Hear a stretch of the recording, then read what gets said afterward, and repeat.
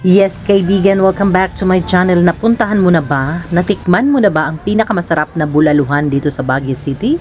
Tara, samahan niyo ako. Lakbayin natin saan ba ito patungo. Charot!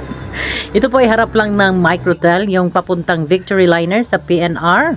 Tapos diretso lang po tayo doon sa harap ng Microtel. Makita natin may banga-banga. Yun na po yung nagtitinda ng pinakamasarap na bulalo. 150 ang isang order. Of course, meron din silang mga iba-iba pang mga ulam dyan.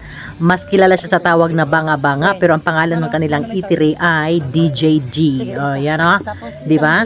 So, napaka ang sarap talaga. Ewan ko. Basta sa lahat ng marami na akong nakainan ng mga bulaluhan dito sa Baguio, pero ito ang pinaka the best. Kaya kung hindi mo pa ito natikman, go ka na para matikman mo na bago pa magunaw ang earth. Yes, kaibigan, the best talaga dito. Simple lang, napakasimple lang nung kanilang eatery. Pero ang tagal na nito eh. Simula nang dumating ako ng Baguio, mayroon na ito. So, ano na, pag sure na lang, mas matanda pa to sa anak ko.